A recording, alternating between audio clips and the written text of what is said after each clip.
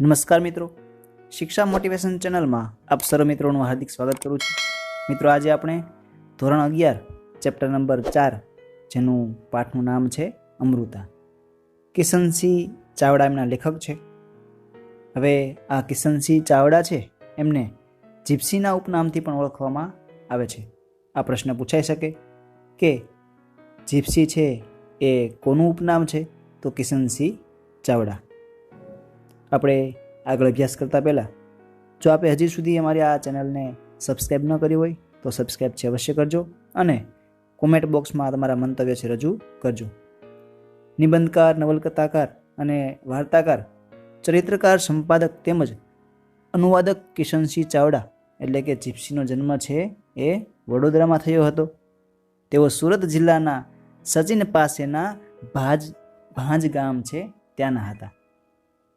તેમણે વડોદરા, ગુજરાત વિદ્યાપીઠ અમદાવાદ તેમજ શાંતિનિકેતન કલકત્તા ખાતે શિક્ષણ છે એ મેળવ્યું હતું. મુંબઈની ફેલોશિપ હાઈસ્કૂલમાં થોડા સમય શિક્ષક તરીકે પોતે કાર્ય બજાવે છે. વડોદરામાં સાધના મુદ્રણાલય છે એની સ્થાપના છે પોતે કરે છે અને પાછળથી અલમોડા પાસેના જે મીરતોલા આશ્રમમાં છે પોતે રહે છે, નિવાસ કરે છે. જીવન શ્રદ્ધા અને જીવન માંગલ્યની ભૂમિકા પરથી રંગદર્શી માણસની અનેક મુદ્રાઓ ઉપસાવતું ચિત્રાત્મક શૈલીનું એમનું ગદ્ય અને ગુજરાતી સાહિત્યમાં વૈયક્તિક પરિમાણ છે પ્રગટાવે છે. રેખાચિત્ર હોય, સંસ્મરણ હોય અને આત્મકથાના ત્રિવિધ સ્તરને સ્પર્શતા અમાસના તારા પુસ્તકમાંના પ્રસંગોમાં જીવનના અનુભવોનું વિધાયક બળ છે. જીપ્સીની આંખેમાં સંસ્મરણો જે સુચારુ આલેખ છે, સંસ્મરણ એટલે કે યાદ છે એ આપેલી છે. તારામેત્રક અંગત ચરિત્ર રેખાઓનું નોંધપાત્ર પુસ્તક છે. સમુદ્રના દ્વીપ જીવન વિશેની માર્મિક લેખોનો સંગ્રહ છે. અમાસથી પૂનમ ભણી એ આધ્યાત્મિક લેખો છે. એમાં તેમણે ધરતીપુત્રી નવલકથા તેમજ કુમકુમ અને સરવરી વાર્તા સંગ્રહો પણ આપ્યા છે. હિન્દી સાહિત્યનો ઇતિહાસ અને કબીર સંપ્રદાય એમના અભ્યાસ ગ્રંથો છે. કેટલાક સંપાદનો તેમજ અનુવાદો પણ આ જીપ્સી છે એમણે પ્રકાશિત કર્યા છે. તેમને નર્મદ સુવર્ણચંદ્રક છે પ્રાપ્ત થયો હતો. હવે નર્મદ સુવર્ણચંદ્રક છે એ વડોદરા સંસ્થા છે એના દ્વારા આપવામાં આવે છે. પ્રસ્તુત કૃતિ પાઠ છે અમૃતા છે એમાં લેખક પોતાની નાની બહેન પ્રત્યેના સ્નેહને પ્રગટ કરે છે. ભાઈના લગ્ન પ્રસંગે અમુની જે વેદના છે અને અમુના લગ્ન ટાણે ભાઈની વેદનાને લેખકે એટલી રસપ્રદ શૈલીમાં વ્યક્ત કરી છે કે વાચકની આંખ સહજ રીતે જ ભીંજાઈ જાય. અમુનો સાસરવાસ અને તેની બીમારી પછી તેની કાયમી વિદાય તો વાચકને અવાચક બનાવી દે છે. કથાની સાથે અમુનો માતા પિતા અને પોતાની સાથેના સ્નેહ સંબંધને પણ લેખકે પ્રસંગોપાત ગૂંથ્યો છે, જે અમુના ચરિત્રને સરસ રીતે ઉઠાવ આપે છે. અમુનો પાંચિકા પ્રેમ, એ પાંચિકા પ્રેમને કારણે પ્રગટેલો ભાઈ પ્રત્યેનો સ્નેહ, અમુના અસ્થિ વિસર્જન સાથે થયેલી પાંચિકા વિસર્જન અને ભાઈની વ્યથામય સ્થિતિ, આ બધું જાણે અજાણે ચિત્રપટ ઉપર આપણા માનસપટ ઉપર અનુભવતા હોઈએ એવું આપણને બધાને લાગે. છેલ્લે પાઠના અંતમાં કરુણાંત આવે છે, જેમાં અમુ છે મૃત્યુ પામે છે અને પછી એના જે અસ્થિ હોય એ અસ્થિની સાથે જે બાળપણમાં એ પાંચિકા રમતી હોય એ પાંચિકા છે એ જ પાંચિકા એ નદીમાં છે વહેવડાવી દે છે અને ભાઈ છે એ ધ્રુસકે રડી પડે છે. જોઈએ પાઠ છે એના વિશે આપણે અભ્યાસ કરીએ. આ પાઠનો સાહિત્ય પ્રકાર છે ચરિત્ર નિબંધ, જેમાં અમૃતા નામની જે લેખકની બહેન છે એનું વર્ણન છે કરેલું છે. પાઠની શરૂઆત છે કે મારી નાની બહેનનું નામ તો અમૃતા, પણ સૌ એને અમુના વહાલસોયા નામથી જ બોલાવતા. આપણા બધાના હુલામણા નામ હોય, આપણને ઘરે ઘણા બધા નામથી બોલાવતા હોય અને આપણે નિકનેમ આપણે કહીએ છીએ. મારાથી એ 3 વર્ષ નાની, જીપ્સી પોતે કહે છે કે મારાથી એ 3 વર્ષ નાની, હું 12 વર્ષનો હોઉં ત્યારે એ 9ની, એટલે કે લેખક જ્યારે 12 વર્ષના હતા ત્યારે આ અમુ છે, અમૃતા છે, એની ઉંમર છે એ 9 વર્ષની હતી. અહીંયા આપણને આપેલું છે કે જ્યારે હું 12 વર્ષનો હોઉં ત્યારે મારી ઉંમર 12 વર્ષની અને અમુ છે એની ઉંમર છે 9 વર્ષની. અમે ભાઈ બહેન ઉપરાંત જબરા મિત્રો. અમુ ગજબની તોફાની અને સ્વાભાવિક છે કે બાળપણ છે તોફાનીમાં જ જાય. હું જરા શાંત એટલે ફળિયામાં જરા કંઈક છોકરાઓમાં તકરાર જેવું થાય ત્યારે મારા સામાવાળાના તો અમુ 12 વગાડી દે. 12 વગાડી દેવા એટલે કે સામેવાળાને ફાવવા ન દે અને અમુ છે ને પહોંચી વળે. ગંઠાયેલું શરીર, તંદુરસ્તીની ખુશ્બુ, નમણો ચહેરો, તેજસ્વી ચકોર આંખો. અમૃતાની આંખો પર હું મુગ્ધ. આ અમૃતાનું વર્ણન છે આખું કે ગંઠાયેલું શરીર છે, તંદુરસ્તીની ખુશ્બુ, એનો ચહેરો છે નમણો છે અને એની આંખો છે એકદમ તેજસ્વી અને ચકોર છે. અને એ આંખો એના સમગ્ર સૌંદર્યનું શિખર છે. એ તો હું જરા મોટો થયો ત્યારે મને ખબર પડી, પણ અણસમજણમાંય મને એની આંખો બહુ ગમે અને એ આંખો ઉપર હું ધનુષ્યાકૃતિ રચી રહેલા એના ભવા હું પંપાળતા થાકું જ નહીં. ભવા એટલે કે આંખની જે પાંપણની વચ્ચેનો જે ભાગ છે આપણે એને ભવા કહીએ. પછી તો અમુના હોય તો હું મારા જ ભવા પંપાળતો અમુને છે યાદ કરું. એટલે કે પાંપણ છે એ જ્યારે અમુ ન હોય ત્યારે આપણે એને નેણ કહીએ. તે નેણ છે લેખક જીપ્સી જે પોતાના નેણ છે ને પંપાળતા અમુને યાદ કરે. અમુને જોઈને મારા નાની રાજુબા હંમેશા કહેતા કે કિશન એટલે આપણા લેખક છે કિશનસિંહ ચાવડા એટલે કે જીપ્સી. એના જે નાની છે, નાની આપણે નાનીમાં કહીએ, એનું નામ શું છે? રાજુબા. કે કિશન, તારી બા નાની હતી ત્યારે બરાબર અમૃતા જેવી જ લાગતી. એટલે કે બરોબર અમૃતા છે એવી જ તારી માં છે લાગતી. અમુ મોટી થશે ત્યારે નર્મદા જેવી જ રૂપાળી થવાની. હવે અહીંયા જે કિશનસિંહ ચાવડા છે એના મમ્મીનું નામ એટલે કે માતાનું નામ આપેલું છે આપણને નર્મદા. એક દિવસ રાજુબાઈએ મને અને અમુને બંનેને બાના બચપણની એક વાત છે કહી. એટલે કે કિશનસિંહ ચાવડા અને અમૃતા છે એના માતાની વાત છે. એની નાનીમાં કહે છે કે નર્મદા ત્યારે 9-10 વર્ષની હશે. હું બહુ માંદી પડેલી. કોઈને આશા નહોતી કે હું જીવીશ. તમારા નાના તો હતાશ થઈને રડી પડેલા. એ દિવસોમાં એક સંન્યાસી ભિક્ષા માગવા આવ્યો હતો. નર્મદા એની ટેવ પ્રમાણે બંને મુઠ્ઠીઓમાં બાજરી ભરીને દોડી એ ભિખારી જે ભિક્ષા માગવા આવ્યો હતો એને આપવા માટે સંન્યાસીને. એની ડોકમાં એક સોનાની સેર હતી. પેલા સાધુએ વાતમાં ઘરની માંદગીની ખબર જાણી લીધી. તરસ્યો હતો કહીને છોકરી પાસે પાણી માગ્યું. એ સાધુ સાનો કોઈ અવધૂત હતો. અવધૂત એટલે ધૂતારો. એણે નર્મદાને કહ્યું કે જો તારી સોનાની કંઠી આપી દે તો તારી માં તરત સાજી થઈ જાય એવી ઈશ્વરી ભસ્મ આપું. અહીંયા નર્મદા છે જ્યારે ભિક્ષા આપવા જાય છે સાધુ એવું કહે છે કે તારા ગળામાં સોનાની એક શેર છે એટલે કે હાર છે, એ શેર મને આપી દે તો એક ભસ્મ આપું અને તારી માં એટલે કે જે રાજુબા છે સાજી થઈ જાય. નર્મદાએ તો કંઠી ઉતારી દીધી અને પેલો સાધુ ચપટી રાખ આપીને ચાલતો થયો. છોકરીએ તો પેલી ભસ્મ લાવીને ચમચા પાણી વડે એ મારે ગળે ઉતારી. એટલે કે સાધુને જે સાધુએ ભસ્મ આપેલી એ ભસ્મ છે એ ચમચામાં પાણી રાખી અને પછી એ રાજુબાને પાઈ દીધી. એટલે કે કિશનસિંહ ચાવડાના નાની માને. ભગવાનને કરવું કે ત્યાર પછી વળતા પાણી થયા એટલે કે તબિયત છે સારી થવી ને હું છે સાજી થઈ ગઈ. 8-10 દાડે પેલી સોનાની શેર નર્મદાના ગળામાં દીઠી નહીં એટલે આખી વાત છે પકડાઈ ગઈ. દીઠીને એટલે કે દેખાય નહીં, જોઈ નહીં. છોકરીએ તો સાચું બધું કહી દીધું. આખરે તમારા નાના એ કહ્યું કે બળી કંઠી ગઈ તો ગઈ, પણ તમે સાજા થઈ ગયા એટલે બસ. કે કંઠી ભલે ગઈ, કંઠી ગઈ એનો વાંધો નહીં, પણ તમે સાજા થઈ ગયા એટલે કે રાજુબા છે એ તું સાજી થઈ ગઈ એટલે કે બસ. નર્મદા તું ગભરાઈશ નહીં બેટા, આ આવી હતી તમારી બા. જોજે અમુ તું આવું ના કરતી હો. તે દિવસે સાંજે અમે મોસાળથી બંને જણા પાછા ઘેર આવ્યા ત્યારે અમુએ તરત જ બાને કહ્યું કે બા, મારા જે ગળામાંથી સોનાની કંઠી છે એ કાઢી લે, નહીં તો હું કોઈ સાધુને આપી દઈશ.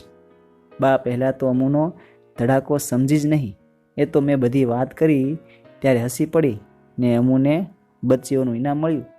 બા મને પકડવા આવી ત્યારે બંદા તો પોબારા ગણી ગયા, એટલે કે બા એને પકડવા જાય છે ક્યાં તો બંદા એટલે કિશનસિંહ છે એ પોતે ત્યાંથી નીકળી જાય છે.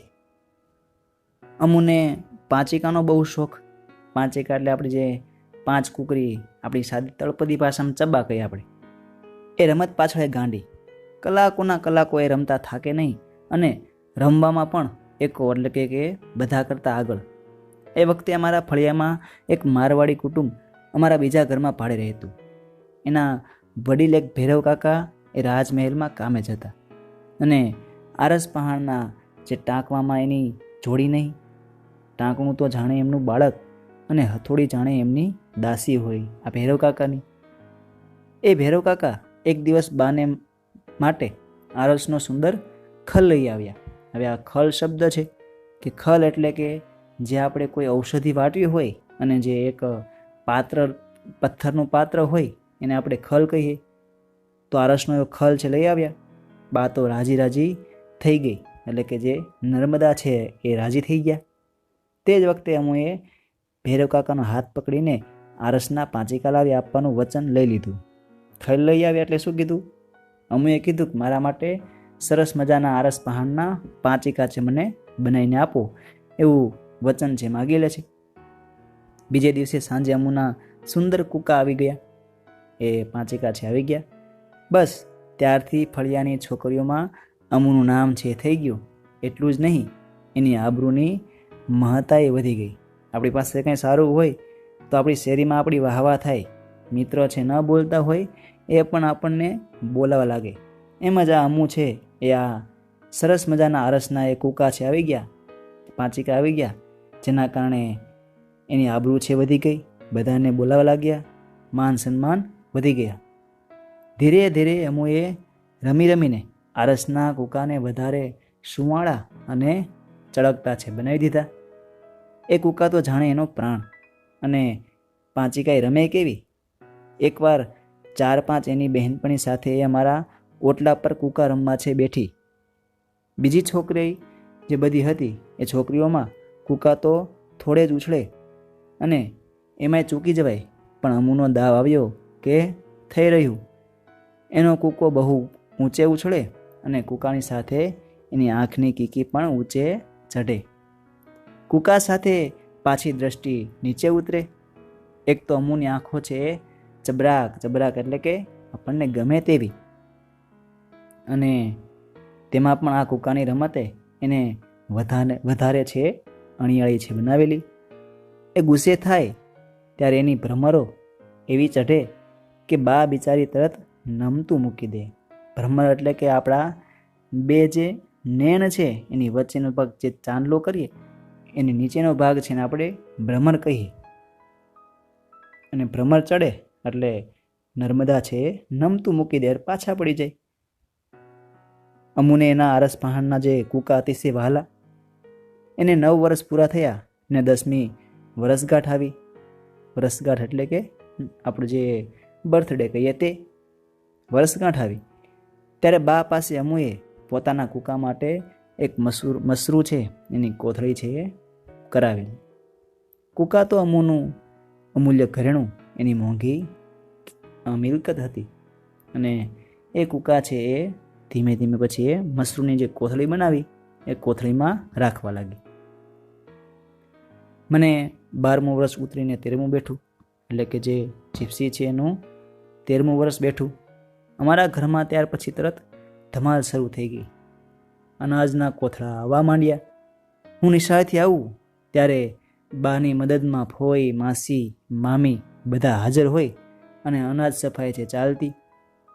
એ તો ધીરે ધીરે મને ખબર પડી કે મારા લગ્નની આ તૈયારીઓના પાશેરાની પહેલી પૂણી હતી. એટલે કે મારી લગ્નની તૈયારી હતી, એટલા માટે શરૂઆતની આ બધી તૈયારીઓ છે ચાલી રહી હતી.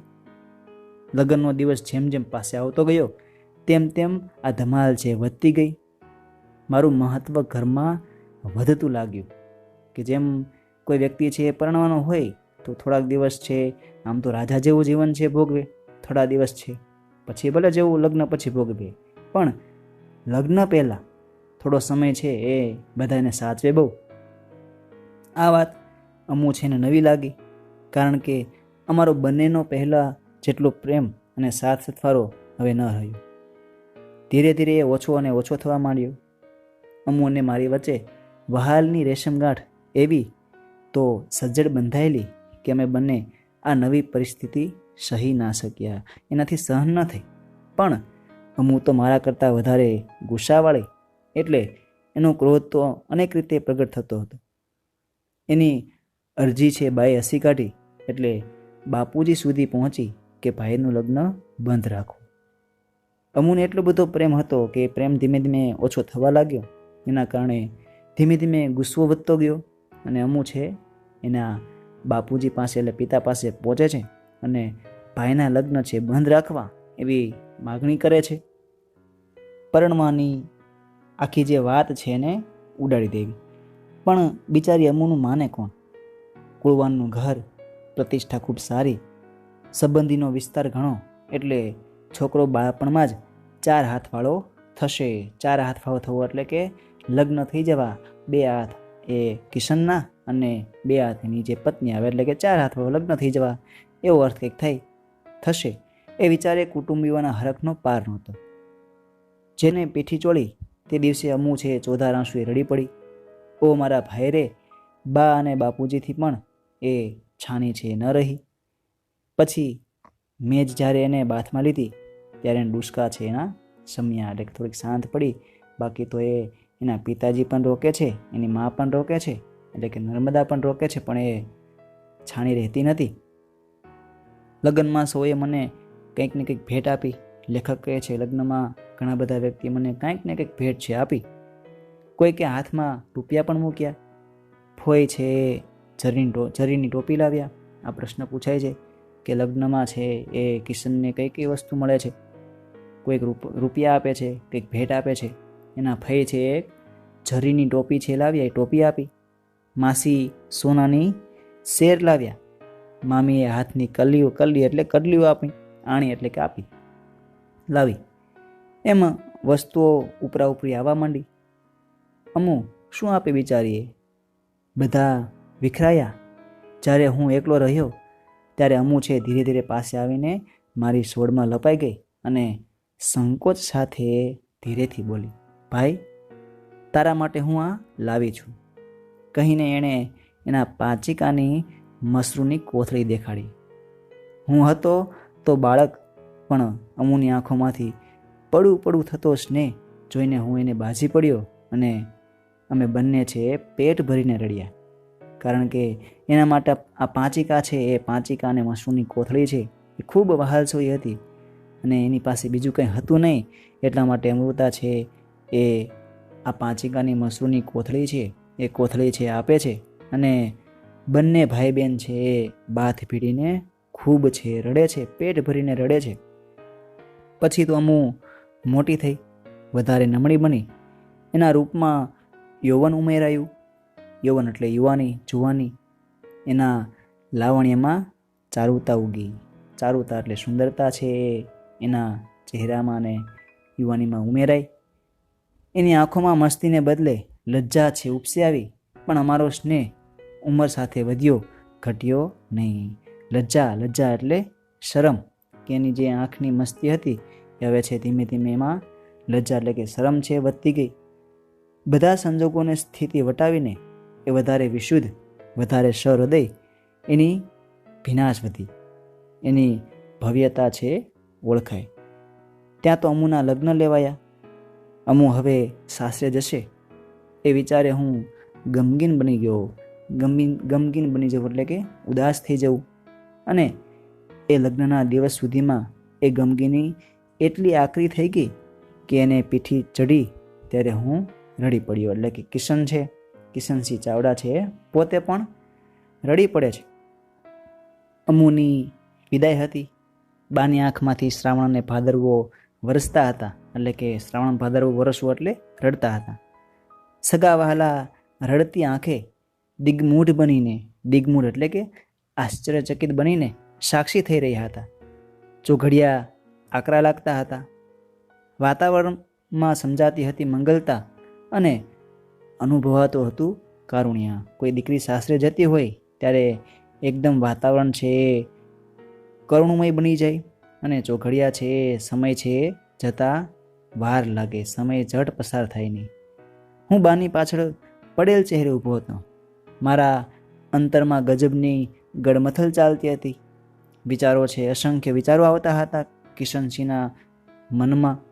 કશું સમજાતું નહોતું, પણ એકલતાની લાગણી સર્વોપરી હતી. મેં આગ્રહ કરીને બાપુજી પાસે 25 રૂપિયા છે લીધેલા. એ રૂપિયા મારા લગ્નમાં અમુએ આપેલી એની પાંચિકાવાળી જે મસરૂની થેલી, એ થેલીમાં કૂકા સાથે એણે મૂકી દીધા. જે 25 રૂપિયા છે એ અને મસરૂની જે કોથળી હતી, જે પાંચિકાવાળી, એ પાંચિકા, મસરૂની કોથળી અને એની અંદર આ 25 રૂપિયા મૂકી દે છે. અમુ ગાડીમાં બેસવા જાય ત્યાં જ મેં એ થેલી ધીરેથી એના હાથમાં છે સરકાવી દીધી. એણે મારી સામે જોયું. એ આંખો હું કદી નહીં ભૂલું. એ આંખોમાં વહાલ, વિષાદ અને વ્યથાની આખી વાર્તા મૂંગી રડતી હતી. અમને રોતા મૂકીને અમુ છે એ રડતી છે સાસરે છે એ જતી રહે છે. એની વિદાયની અમને કંઈક કળ વળી અમુ જ્યારે પાછી આવી ત્યારે.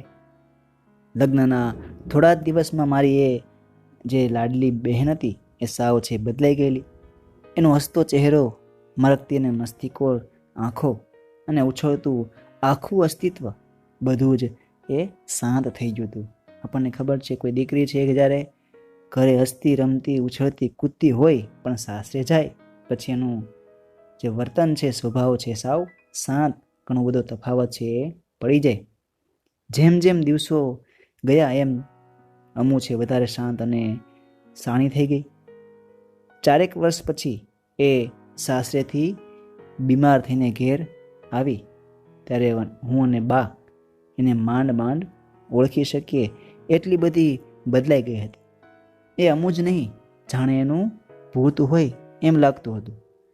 નમણી અને સ્નેહ નીતરતી અમુનું આવું રૂપ જોઈને અમે ડઘાઈ ગયા, આશ્ચર્યચકિત થઈ ગયા. માત્ર 4 વર્ષના થોડા સમયમાંથી એ પાછી બીમાર થઈને પોતાના ઘરે, એટલે કે કિશનસિંહ ચાવડાના પોતાના ઘરે પાછી આવે છે અને એનું રૂપ છે સાવ બદલાઈ ગયેલું. બા તો રડી પડી. થોડા દિવસ થયા ને અમુની બીમારી છે વધી તે એટલી બધી કે એક સવારે અમને રડતા અને કકળતા મૂકીને એ ચાલી નીકળી, એટલે કે એનું અવસાન થાય છે. અમુ જતા ઘરમાં સુનકાર વ્યાપી ગયો. સનસનાટી તૂટી પડી અને કુટુંબનું જાણે માંગલ્ય છે મરી ગયું. બાની આજ્ઞાથી 3જે દિવસે હું નર્મદા અને ઓર નદીના સંગમ ઉપર ચાણોદ અમુના અસ્થિ છે લઈને જવા નીકળ્યો હતો. અહીંયા વાત છે નર્મદા અને ઓર નદીના સંગમ વચ્ચે જે ચાણોદ છે ત્યાં છે એ અમુના જે અસ્થિ એ પધરાવા છે જવાના હતા કિશનસિંહ. બાને હું અમુની પેટીની વસ્તુઓ જે વગે કરતા હતા, બધું ગોઠવતા હતા. એમાંથી એની લગ્ન વખતની જે સૌભાગ્ય ચૂંદડીની જે ગળી છે એ ગળીમાંથી પેલી મસરૂની થેલી છે નીકળી. મેં ઉઘાડીને જોઈ તો અંદર પેલા 5 આરસના કૂકા છે એ ટૂંટિયું વાળીને પડ્યા હતા. એ કૂકા જોઈ ને મારાથી તો રડાયું, ના તો બોલાયું. બા કૂકાને જોઈને પછી મને જોઈ રહી. જોતા જોઈ ના શકી એટલે બાથ ભરી લીધી અને બાની સોળમાં હૃદય છે દ્રવી પડ્યું. સોમનાથના ઓવારા ભણીથી વહી આવતી નર્મદાને કરનાળી અને માંડવાની વચ્ચે જ્યાં ઓર નદી મળે છે એ ઓર સંગમ તરફ મારી હોડી જઈ રહી છે. હાથમાં અમૂલના જે અસ્થિ છે એની થેલી છે મારા ગજવામાં એટલે કે ખિસ્સામાં 5 એકાની મસરૂની પેલી થેલી પડી છે અને અંતરમાં અમુની સ્મૃતિ છે જીવતી પડી છે. અકસ્માત છે માછીએ પૂછ્યું, ભાઈ આ ઓર સંગમ. મેં અસ્થિની થેલી છે એ પાણીમાં મૂકી. જીવ તો ન ચાલ્યો, પણ પેલી 5 એકા સાથેની મસરૂની થેલી છે એ પણ પાણીમાં છે પધરાવી દીધી. અમુના અસ્થિ અને આરસના 5 એકા મેં પાણીમાં મૂક્યા. ત્યાં તો લાવણ્ય અને લજ્જાભર્યા એમના લોચનો, એટલે કે જે અમુના એકદમ લાવણ્ય એટલે કે એકદમ સૌંદર્યવાળા અને લજ્જાભર્યા એટલે કે જે શરમવાળા એમના લોચન એટલે કે આંખ ધનુષ્યાકૃતિ ભ્રમરોથી છવાયેલા મારી સામે હસી ઉઠ્યા. એટલે કે અમુની યાદ છે એને ખૂબ આવી. પાઠના અંતમાં એકદમ કરુણ ભાવ છે વ્યક્ત થયો છે. પોતાની વહાલસોઈ જે બહેન છે એના નાનપણનો 5 એકા પ્રેમથી લઈ અને એ જ 5 એકા છે જ્યારે અસ્થિ સાથે એ નદીમાં ઓર નદીના સંગમમાં છે એ પધરાવે છે ત્યાં સુધીની કરુણ ભાવના છે એ આ ચરિત્ર નિબંધમાં વ્યક્ત થઈ છે. શબ્દાર્થ જોઈએ.